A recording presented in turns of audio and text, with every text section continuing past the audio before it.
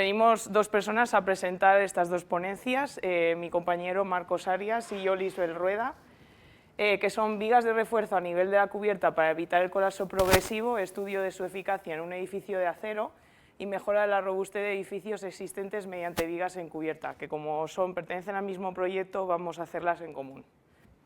Somos un equipo de investigación de la Universidad Politécnica de Valencia. Pertenecemos al Instituto de Investigación de Ciencia y Tecnología del Hormigón y en concreto nos llamamos Building Resilient y nos especializamos en colapso progresivo de estructuras y robustez de estructuras, tanto edificios como puentes.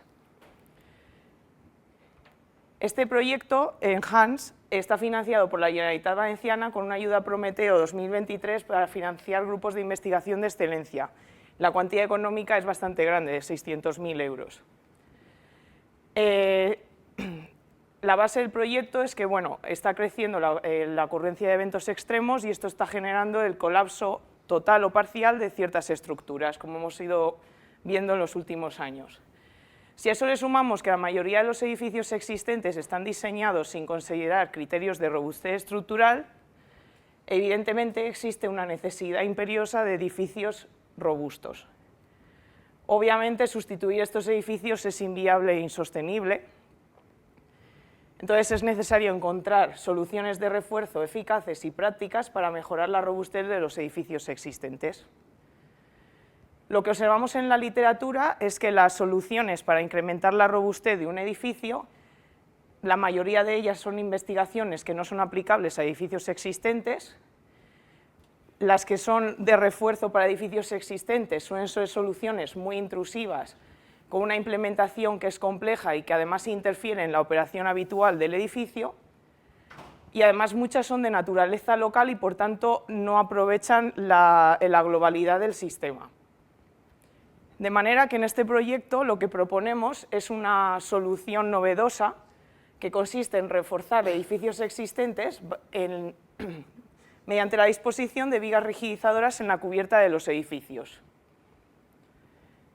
Bueno, la idea está un poco inspirada en el mecanismo resistente de las Torres Colón, porque lo que se busca es que cuando falla un elemento de las plantas inferiores, pongamos una columna, los forjados cuelguen desde esta viga rígida del tejado y distribuyan la carga hacia otras columnas. Las Torres Colón no hacen esta distribución, ¿no? Pero más o menos empezó la idea de esta forma. ¿Qué ventajas tendría esta solución? Pues que hace que toda la estructura participe en la activación de los caminos alternativos de carga, que es aplicable a edificios existentes, o sea, el objetivo es que estos edificios cumplan con las exigencias de los códigos para evitar el inicio del colapso, sería poco invasivo porque se actuaría en la cubierta del edificio y fácil de implementar, y además el refuerzo se encuentra en un área de bajo riesgo de ciertos eventos extremos como inundaciones, impactos de vehículos, etc. Ahora mi compañero nos va a presentar cómo trabajamos en el proyecto. Bueno, buenos días a todos. Continúo con la presentación. Con el objetivo de desarrollar nuestra solución, la primera tarea es determinar desde un enfoque numérico situaciones ventajosas en las que la viga de refuerzo es efectiva. Para eso se selecciona una serie de parámetros clave, como son el material del edificio, el número de pisos, el número de vanos, la longitud de los vanos, el tipo de forjado y el nivel de ductilidad, para luego ir variando estos vanos y obtener una serie de edificios a los que analizaremos. A cada uno de ellos se le imprime estos escenarios de daño seleccionados y se proponen diferentes configuraciones de la viga de refuerzo y el tamaño de la viga de refuerzo. El modelado de estos edificios se hace en modelos 3D no lineales. En el caso de acero, se hace en el programa de elementos finitos Diana, y el forjado de chapa colaborante se modela como una combinación de elementos lineales y shells. Por otro lado, en el caso de hormigón, el modelado se hace en SAP 2000, con losas no lineales y teniendo en cuenta la no linealidad de las vigas y columnas a partir de rótulas de fibras PM2, M3. Como es de esperar, el coste computacional que supondría analizar, simular estos modelos, que son muchísimos, en análisis dinámicos, es demasiado elevado. Por lo tanto, optamos por una metodología propuesta por Vago, la cual consiste en un push-down local y que tiene en cuenta los efectos dinámicos de la retirada de la columna a partir del principio de la conservación de la energía. Esta metodología nos permite reducir el coste computacional, como ya he dicho, nos permite determinar cuáles edificios necesitan refuerzo, qué tan cerca está cada uno del colapso y luego comparar cuantitativamente los diferentes escenarios reforzados con las diferentes configuraciones y tamaños de viga elegidos. En cuanto a los resultados, hemos obtenido que la viga de refuerzo mejora la robustez de los edificios. Un tema a tener en cuenta importante es que, claro, al agregar un sistema de vigas en la última planta muy rígido, al retirar la columna, las columnas que se encuentran por arriba de esta entran en tracción, por lo que el modo de fallo puede verse ahí luego de agregar la viga de refuerzo y es un tema a tener en cuenta. Además, normalmente cuando no tenemos viga de refuerzo, se retira una columna y las cargas viajan en ambas direcciones a las columnas adyacentes. Sin embargo, al agregar la viga de refuerzo, hemos notado que podemos controlar hacia qué elementos se redistribuyen estas fuerzas. Se van a redistribuir hacia donde se encuentra la viga de refuerzo. En el proyecto, los siguientes pasos a tomar será modelar en sólidos 3D las conexiones, la viga de refuerzo y sus conexiones. De esta manera nos aseguraremos de un adecuado diseño que es clave para el perfecto funcionamiento de la técnica. Además, validaremos experimentalmente un edificio reforzado a escala real para validar los modelos computacionales y el objetivo último sería desarrollar una herramienta de apoyo a la toma de decisiones para el diseño de estas vigas de refuerzo.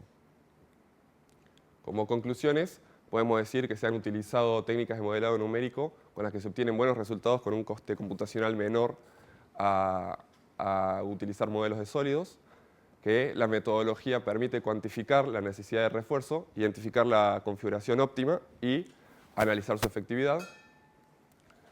Podemos decir que las vigas de refuerzo redistribuyen eficazmente las cargas gravitatorias, involucrando a toda la estructura y así demostrando ser una solución global.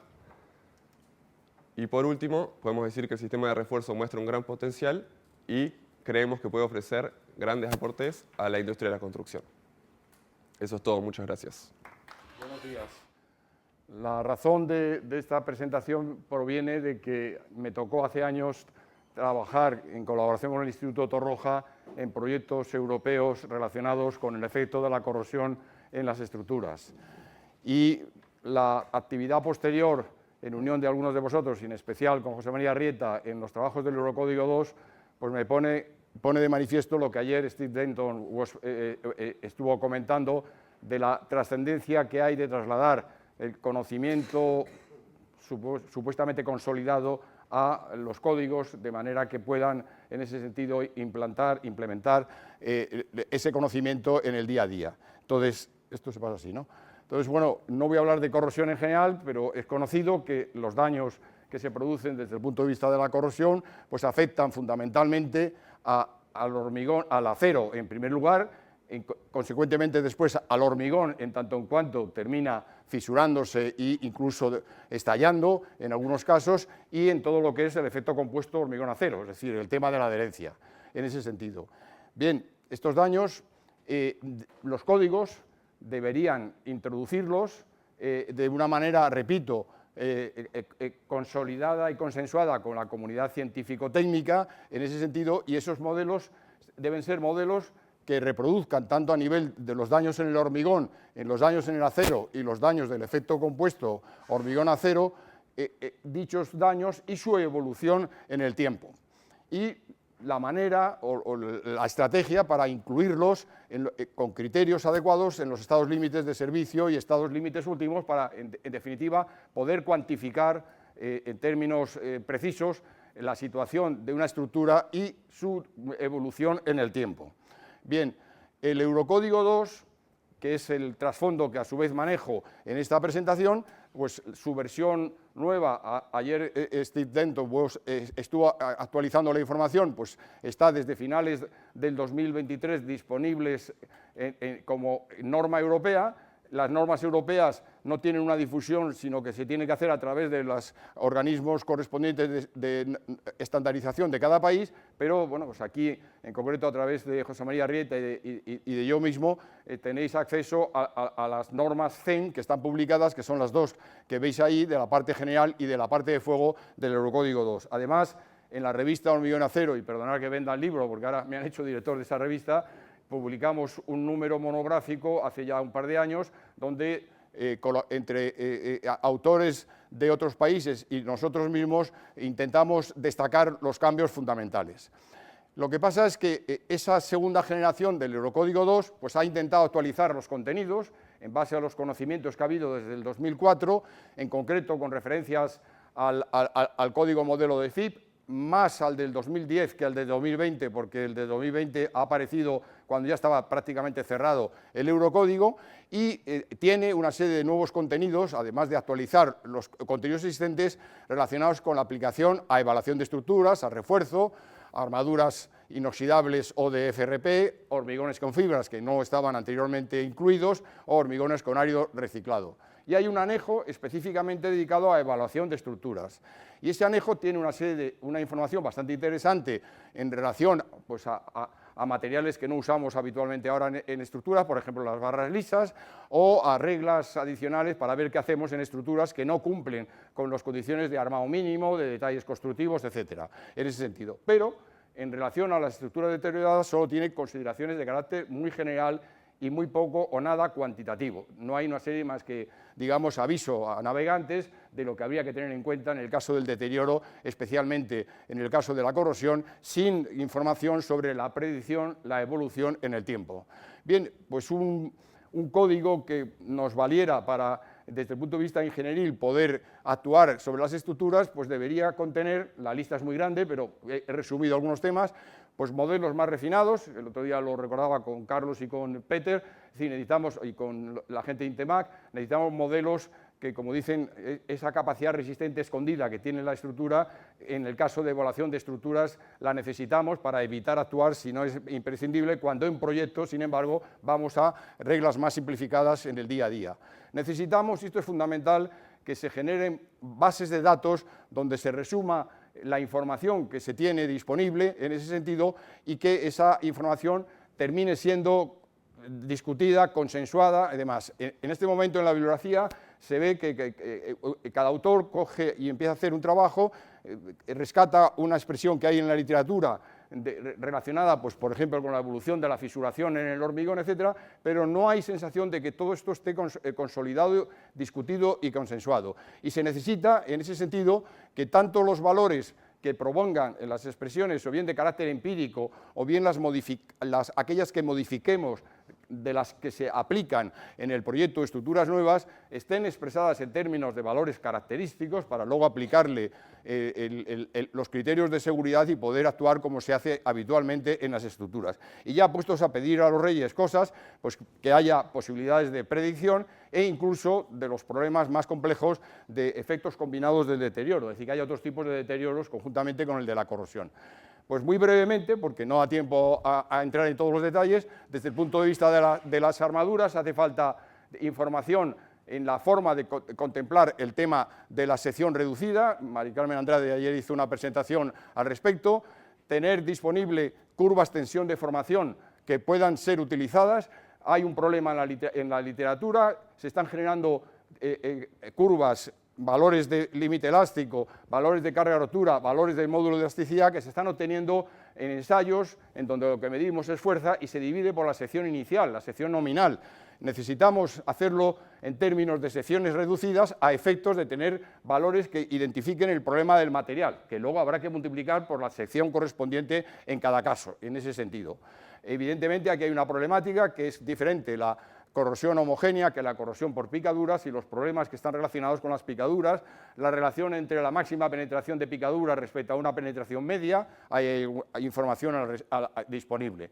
Necesitamos información sobre la evolución entre corrosión, niveles de corrosión y fisuración. Esta es una información que hicimos con el Instituto Torroja hace ya bastantes años, que está en el manual Contebek del año 2000. Necesitamos información sobre, en caso de que los daños en el hormigón sean todavía reducidos, de cómo reducir de manera simbólica la capacidad resistente del hormigón a través de una reducción de la resistencia a compresión del mismo para todavía contar con toda la sección. Pues, por ejemplo, el código modelo del 2020 propone una reducción del 25% de esa resistencia en el hormigón fisurado, o hay informaciones de Coronel y Gambarova que vienen de Collins y Cape, o otras disponibles, en definitiva, algo que además tiene que ver con todo el comportamiento del hormigón cuando está afectado por fisuras, su reducción, la resistencia. Pero, llegados a unos niveles de corrosión, hace falta tener en cuenta que parte de la sección ya no contribuye, y por lo tanto, pues habrá que desprenderse de la colaboración del hormigón en las zonas comprimidas que están, digamos, pues por fuera el espesor de recubrimiento que normalmente está deteriorado. Por ejemplo, aquí hay pues un approach que ha utilizado luego Tony Cladera y compañía en el ancho reducido en función de la separación entre los cercos del alma de una viga para tener en cuenta un ancho reducido debido a un determinado nivel de corrosión dependiendo de la separación entre cercos. La adherencia es un problema grave. Esta es la expresión que tiene ahora mismo el Eurocódigo nuevo en cuanto a la longitud de anclaje, y una de las posibilidades es introducir modificaciones en esas expresiones o buscar expresiones alternativas en ese sentido. Por ejemplo, el código modelo plantea como una tabla de valores simplificados para introducir en función de los niveles de cantidad de cercos y de niveles de corrosión hasta el 10%, pues determinados porcentajes de deterioro de la longitud de anclaje. Pero hay modelos más refinados, por ejemplo, en el código modelo se incluye uno de Miguel Prieto y colaboradores que estuvo en el Instituto Torroja, o de Blanford, etcétera, para poder hacer una mayor precisión. Si entramos en el tema relacionado con flexión o flexión con esfuerzo normal, pues en el análisis las redistribuciones tienen que probablemente tener ciertas limitaciones fruto de la reducción de la ductilidad, que es uno de los problemas que tiene el acero por corrosión. Otro problema, por ir comentando temas, está relacionado con todo el tema de las barras comprimidas, la longitud de pandeo, en ese sentido, que en base a roturas de cercos, en base a disminución del espesor de la barra, etcétera, pues tienen unas situaciones diferentes. Hay propuestas desde el código modelo conservadoras de que no se cuente con las armaduras comprimidas, o la que desarrollamos en su día en el proyecto Contebek, con información en función del número de cercos que estuvieran reducido. Si pasamos a cortantes, es un paso muy rápido por los temas.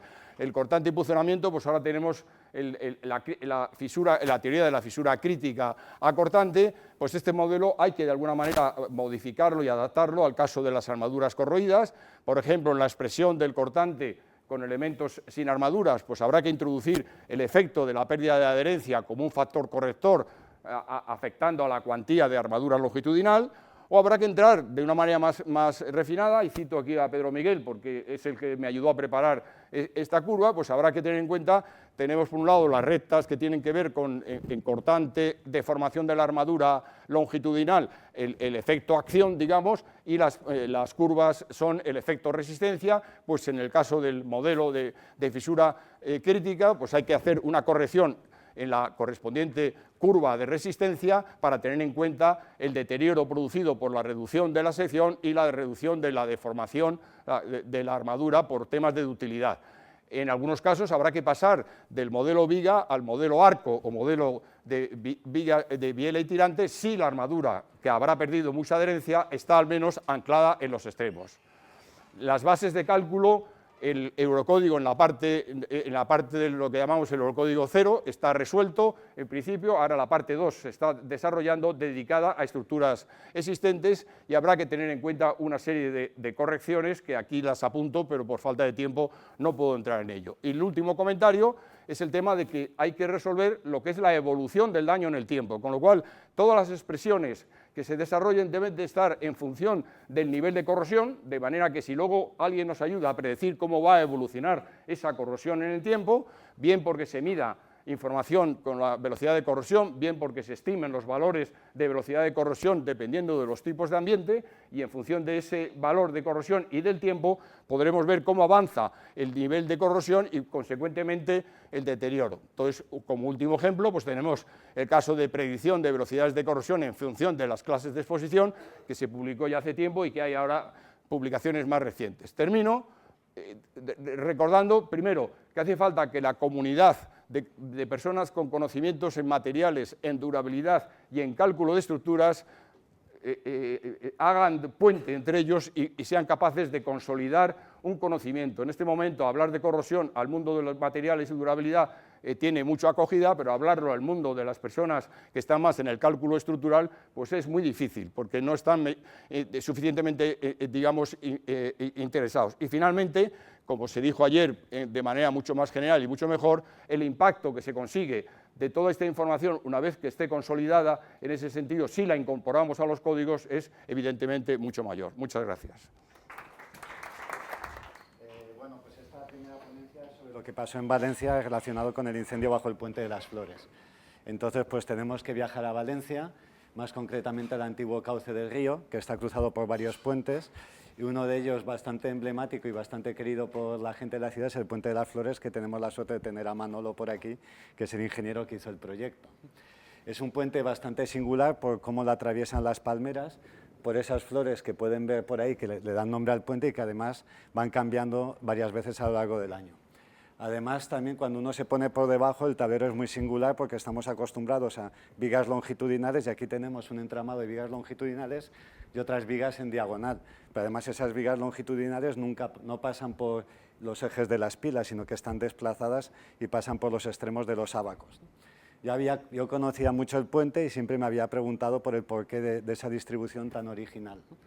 Y el origen, a raíz de este trabajo, tuve acceso al proyecto original y se ve que está relacionado con el artesonado que encontramos en algunos de los edificios nobles de la ciudad. Valencia tuvo un gran esplendor económico y comercial durante el siglo XIV y XV y este es uno de los artesonados en el Palau de la Generalitat y pueden ver que tiene ese mismo entramado en diagonal. Bueno, y estructuralmente hay una serie de vigas longitudinales y una serie de vigas transversales que son secciones en cajón y luego cerca del estribo, que está por aquí, hay una viga que es una viga ni, que es una viga diafragma. Entonces, bueno, se aproximaban las elecciones, había habido una serie de polémica porque las flores llevaban mucho tiempo sin cambiar, cambiaron las flores venían en palets y se les ocurrió colocar los palets debajo del puente. Y una noche pasó alguien por ahí y puso los palets en fuego, no hemos sabido quién ha sido, y se produjo el incendio que podéis ver ahí, ¿no?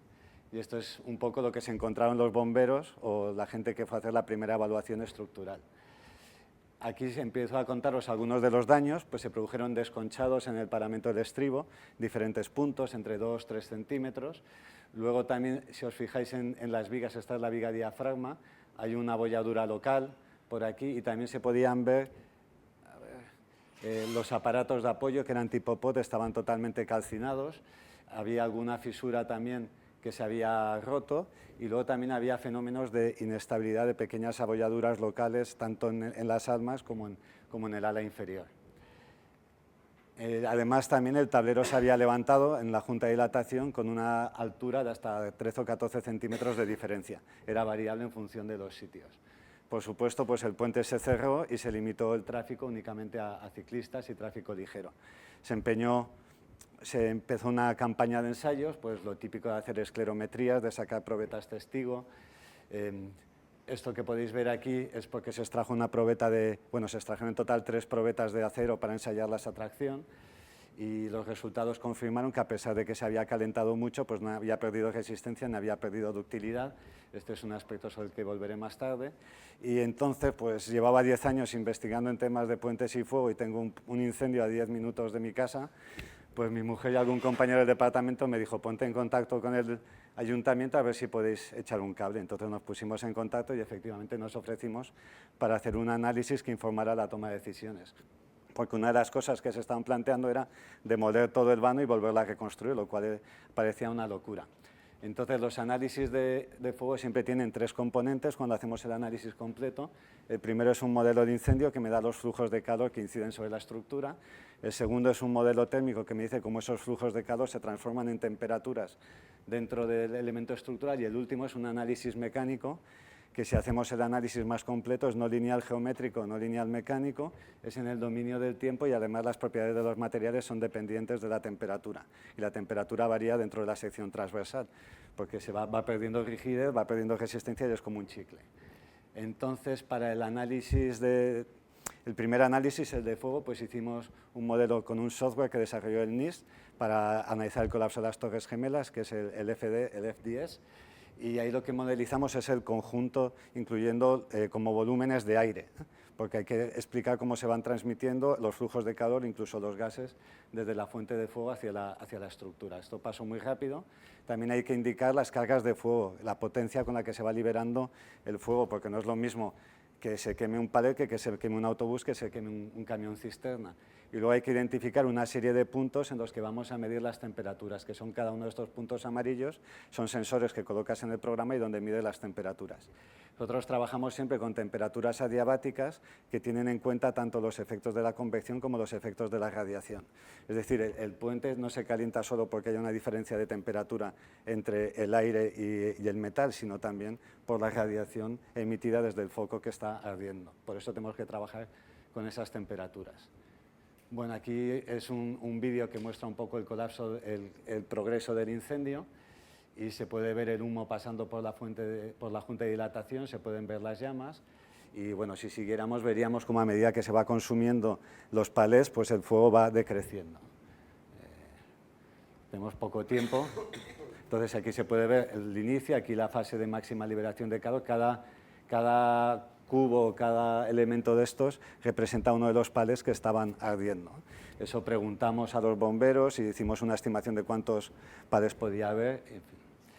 Y esto de aquí es un poco una validación de ese modelo de incendio. Claro, no había ningún termopar real ahí para comprobar que eso había sucedido, pero sí que teníamos imágenes, que esto estaba blanco, eso quería decir que la llama había incidido ahí, igual que pasa en una chimenea, que si quieres limpiar la chimenea lo quemas todo y tienes un impacto directo de la llama y entonces no se deposita el hollín. Pues aquí podéis ver, esta zona se corresponde con esta zona de impacto, o esta zona de aquí pues también se corresponde con zona que había habido impacto de las llamas y también había testigos que decían que habían visto subir humo a través de la junta de dilatación.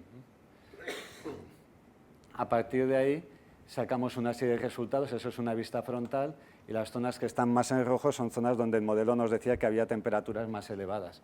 Y esas zonas, pues de forma cualitativa, también coinciden con sitios en los que el spalling, el desconchado del hormigón, había sido más acusado. Eso sucede tanto en el estribo como en la losa del tablero. El siguiente aspecto consistió en realizar un análisis de transferencia de calor. Entonces, bueno, no voy a entrar en los detalles de todo esto, pero aquí hay la viga diafragma, que es esta que veis aquí. Esta es una de las vigas longitudinales y esta es una de las vigas transversales. Y cada una de estas curvas representa la evolución de la temperatura a lo largo del tiempo.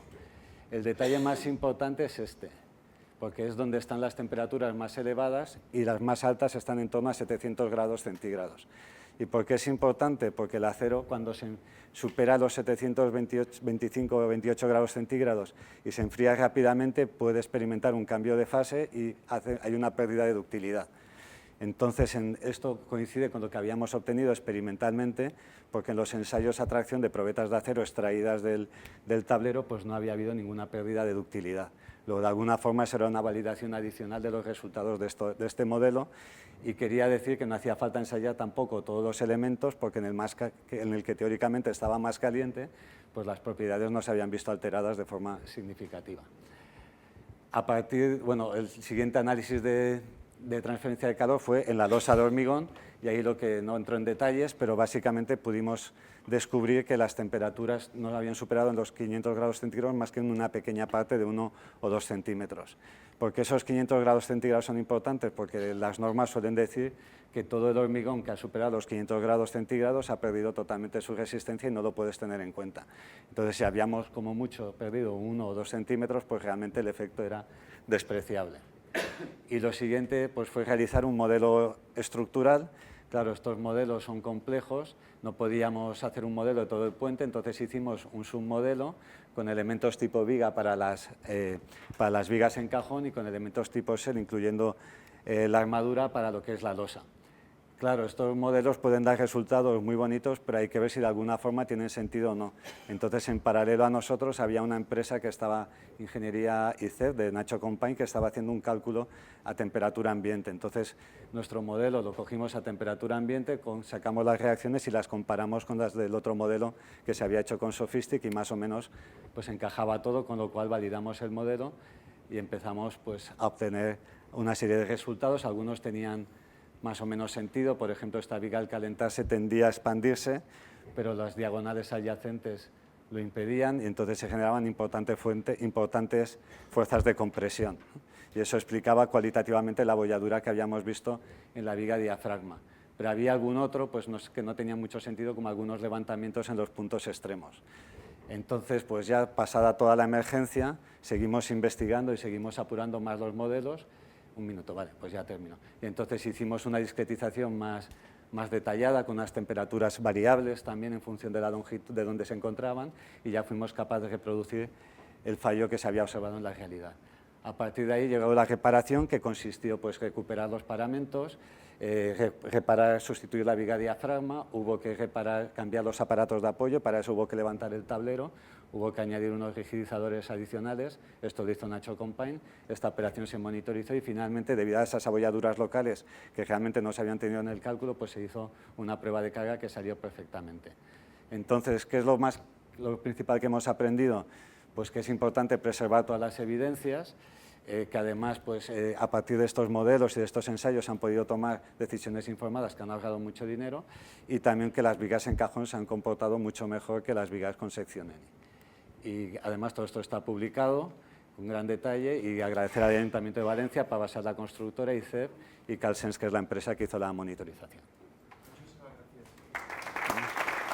Esta presentación está relacionada con el mismo tema, pero con una visión un poco más amplia. Entonces, podemos pensar que los incendios en puentes son algo residual, pero la verdad es que no lo son y pueden tener consecuencias muy importantes. Este es un incendio en San Francisco. El puente colapsó en 25 minutos y los daños no directos, sino indirectos, teniendo en cuenta los dos, fueron de cerca de 200 millones de dólares.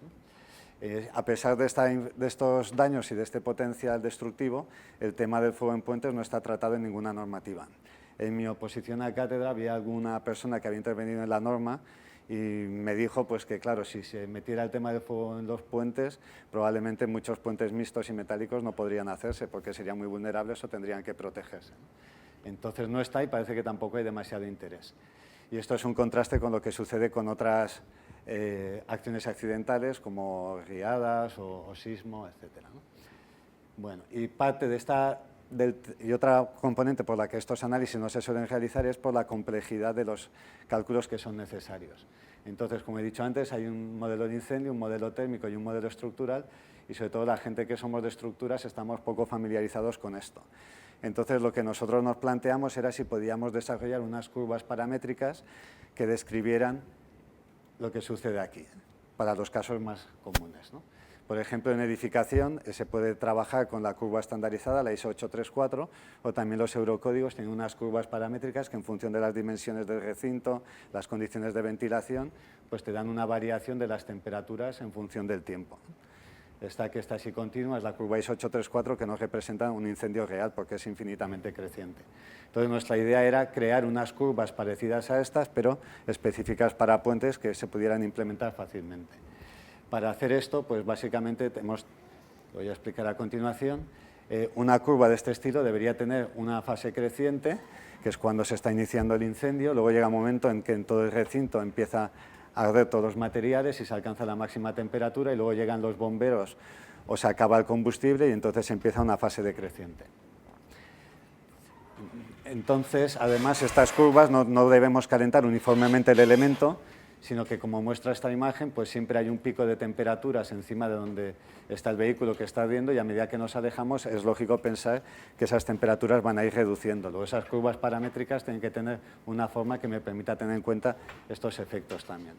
Entonces, cogimos un puente de vigas con una longitud genérica, lo dividimos en segmentos y lo que vamos a hacer es definir una curva paramétrica para cada una de estas zonas. y además como las temperaturas son diferentes en el ala inferior que en el ala superior y la losa superior, pues diferenciamos esas zonas también en nuestras curvas. ¿Por qué los hicimos para puentes en I? Porque son los puentes más comunes para pasos superiores, que son los que típicamente se ven afectados por este tipo de incidentes. Entonces, lo que hicimos fue hacer un diseño de experimentos y hacer una serie de análisis paramétricos. Entonces, consideramos diferentes condiciones para las pilas, que fueran pilas abiertas como aquí, o estribos cerrados, porque aquí se produce un efecto horno. Consideramos diferentes anchos del tablero, diferentes alturas del gálibo y también diferentes tasas de liberación de calor, diferentes potencias de incendio. Una se correspondía a un camión cisterna que transportaba gasolina ardiendo y otra a un camión cisterna transportando gas. Y luego consideramos dos posiciones, una bajo centro luz porque es más desfavorable para la flexión y otra es junto a las pilas o estribos porque es más desfavorable para el cortante. Bueno, pues hicimos todos los análisis. Esto es un resultado de FDS, entonces cogimos las temperaturas medias máximas y ese tipo de análisis hay que hacerlo para todos los puntos a lo largo de la longitud del tablero. A partir de ahí nos queríamos los resultados porque en Valencia hicimos unos experimentos con un puente a escala pero real y entonces validamos nuestros modelos de FDS para su empleo en ingeniería de incendios aplicada a los puentes. Y a partir de ahí pues hicimos una nova para ver qué parámetros eran los importantes y acabamos haciendo un ajuste mediante modelos de regresión múltiple. Y a partir de ahí pues se definieron una serie de expresiones que están todas en una hoja de cálculo y que además está disponible para toda la gente que esté interesada en el tema. Entonces esas hojas de cálculo uno entra directamente con los datos de la altura, el ancho, dónde quiere el camión cisterna, si en centro luz o en cerca de los apoyos y el tipo de vinculaciones y directamente ya salen las curvas de fuego que hay que aplicar y su evolución a lo largo del tablero longitudinal. Esas curvas pues se parecen mucho a las que salen directamente de los modelos de FDS. Todo esto está publicado en un artículo en la revista Engineering Structures y ahí en esa revista como suplementario material está la hoja de cálculo que se puede bajar para sacar las curvas de fuego paramétricas de forma sencilla. Y lo que queríamos ver era las pequeñas discrepancias que observábamos, cómo afectaban al comportamiento mecánico, porque lo que habíamos sacado eran curvas de fuego, hay alguna diferencia, pero esa diferencia tiene alguna repercusión en los tiempos de fallo. Pues para eso cogimos un puente de cerca de en Trenton, la capital de Nueva Jersey, planteamos diferentes casos y corrimos los modelos térmicos y mecánicos empleando las curvas buenas, exactas de FDS y las curvas paramétricas que sacamos nosotros. Estos son los modelos térmicos, lo paso rápidamente. Estas son las condiciones del modelo estructural. Normalmente se consideran solo las cargas permanentes, porque las sobrecargas de uso, normalmente si hay un incendio bajo el puente, la gente no está cruzando con el coche. Digo normalmente porque hay algún vídeo en el que eso sí que sucede. Y como modelos de fallo es cuando el modelo no converge, cuando las flechas crecen con una velocidad excesiva o cuando el apoyo experimenta un desplazamiento hacia adentro, que es lo que se puede ver que pasa aquí. Se forma una rótula plástica en el centro y entonces el puente cae y se produce un desplazamiento, se produce un desplazamiento del apoyo y el puente cae. Entonces, bueno, no voy a entrar en todos los detalles, pero sí que se puede observar que los tiempos de fallo calculados a partir de nuestras curvas y a partir de las curvas de FDS eran bastante similares, con lo cual pues consideramos que la metodología pues está perfectamente validada y que se puede aplicar para el diseño de estructuras frente a fuego de este tipo. Y ya está. Muchas gracias por vuestra atención.